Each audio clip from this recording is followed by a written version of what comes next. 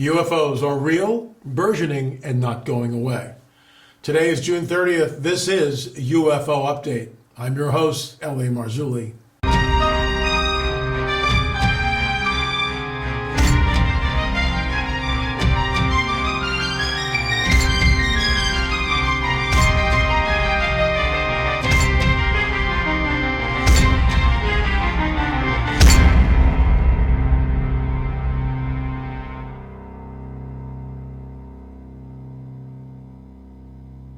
Okay, San Diego. Debate ensues after mysterious lights appear over San Diego. My inbox basically blew up. This is a couple of days old now, this story, and we'll get into that and so much more. But first, a word from our trusted sponsor, BioTrust. I've been taking the vitamins every single day. I will be reporting back to you, let you know the results.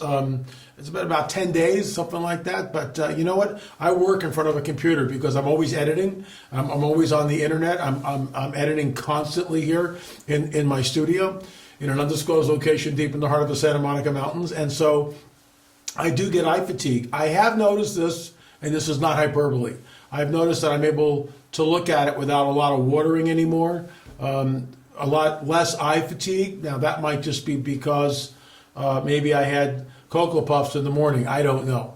But it seems like the vitamins are checking it out. Anyway, folks, go there yourself, and we'll see you on the other side of the break. A new study reveals nearly 50% of adults rated vision loss as the worst possible health outcome. Those questioned voted that losing vision would be worse than losing a limb, their hearing, speech, or memory. More adults would rather lose their memory than their eyesight. The things you need for healthy vision cannot be produced by the body.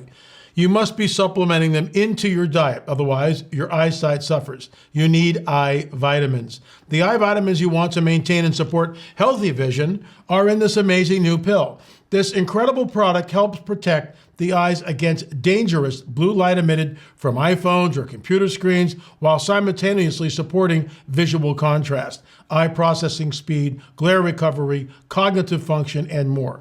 I'm teaming up with the creators behind these vitamins so you can get your vision strengthened and receive up to 51% off your own order by clicking the link below or by simply going to www.visionwithla.com. Once again, www.visionwithla.com. Folks, order today to get yours delivered to your doorstep. I have a free bottle that they gave me. I will be checking it out and reporting back to you. So the debate is this: are they unidentified entities, flying objects, UFOs, unidentified aerial phenomena, or is it just something as mundane as flares? We've heard the story with flares. Now, the Phoenix Lights happened, I think, in 1997. And it was a typical spin. At the time, Governor Fife Symington dressed up one of his employees in an alien suit, and they yucked it up in front of the press. I mean, it was unbelievable, right? So 10 years later on Larry King Live, Symington is there. And the first thing he does is apologize to his former constituents, saying that he never should have done that. And then he admitted on the Larry King show that he, Governor Fife Symington, saw the craft, and it was not of this world. Now that's going back. That's 2007. We're in a completely different paradigm than what we were then. Now they're rolling it out. But here's the deal. Thousands, tens of thousands of people saw this incredibly huge craft that blotted out the sunlight as it flew silently over Phoenix. And of course, there was a debunker on Larry King's show also. Are you a trained observer? They were flares, blah, blah, blah, blah, blah. So that has always been the standard fare, as it were, to debunk, it's flares. I remember Men in Black had a whole thing. Richard Shaw and I used to just yuck it up over this. But it's true that it's a weather balloon caught in a flock of geese reflecting the planet Venus and illuminated by swamp gas, something like that. I mean, it's just, whatever it is, it's like, were you drinking that night? Are you smoking pot? You're not a trained witness. It's like professional debunkers. There's a professional debunker that has actually written a book against my On the Trail of the Nephilim series. But I digress. But it's interesting how he, says to things like in Stonehenge, America, there's nothing to see in America, Stonehenge. In my opinion, and I've said this on our On the Trail of the Nephilim series numerous times, the discovery by Kelsey Stone, showing the connectivity between America's Stonehenge and the large standing stone, right? And Stonehenge, England, is the most astounding archaeological discovery of the 21st century. It rewrites history. It shows that there's somebody who's able to triangulate from the air, who is the prince of the power of the air. But once again, I digress. So we've got mysterious lights over San Diego. Here's another one from Blurry Creatures. Thanks, guys. Someone sent that picture to them. That's a pretty cool shot. Then we've got this. Now, that's the classic disc right there. I mean, it's the classic disc. Is it real? I don't know. There's no way for me to vet that. I don't know. I don't have a source of the photograph. If it is real, then there you go. That's Close Encounters of the First Kind, in my opinion. It's up close and personal. We can see the craft. We can't see the entities in the craft like we do here. And let me go back to that right there. They're the entities in the craft.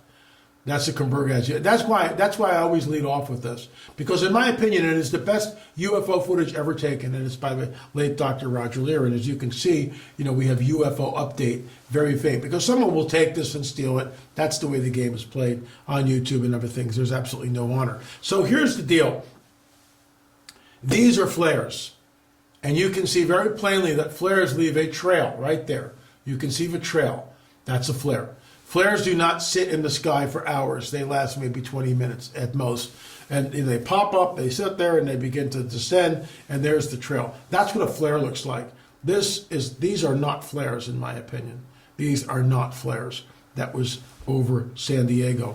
This also came across my inbox. Thank you, Matt Freeman, for doing this. Photo taken by Giovanna Poda in Italy on 5/8/22, so that's fairly recent. She believes that these entities have been visiting her for the past couple of months and has more pictures like this one. She never remembers the contact or taking the pictures, but she must be instinctively doing so when they are present. Very interesting, to say the least. And if you want to know more about the situation at hand, just Google her name. And I will Google her name and do some due diligence on this. In my opinion, that is the classic gray. Let me go back to this again real quick. So that's almost, now I can't really blow that up here, but in my opinion, what we're looking at here is a classic gray.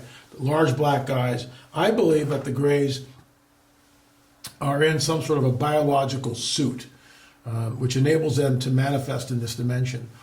To go further, the grays are what inhabits the grays are the disembodied spirits of the Nephilim, which become demons.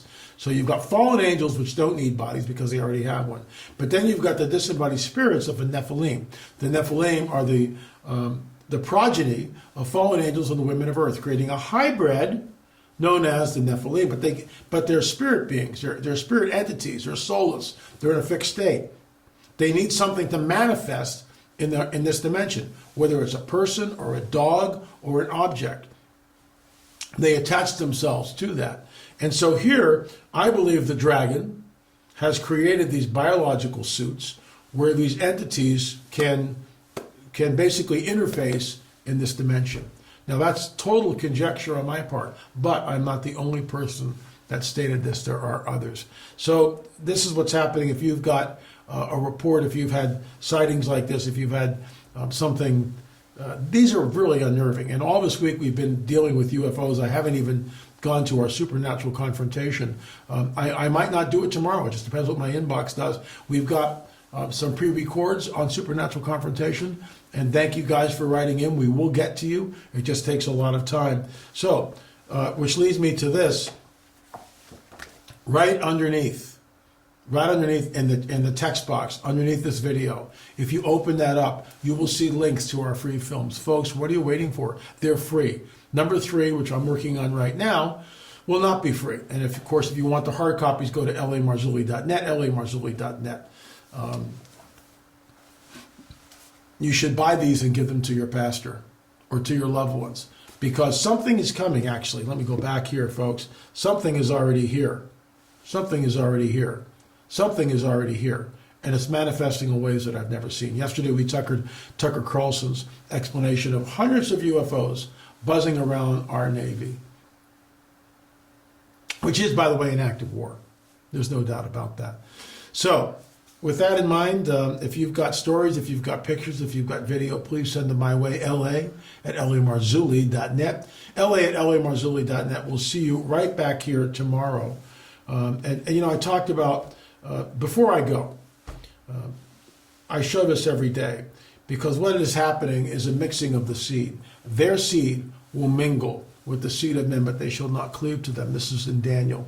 So that's written thousands of years ago, about 2,500 years ago. And the angel tells Daniel, Daniel, seal up the book. Seal up the words of this book until the time of the end. And then he tells you what the time of the end will look like.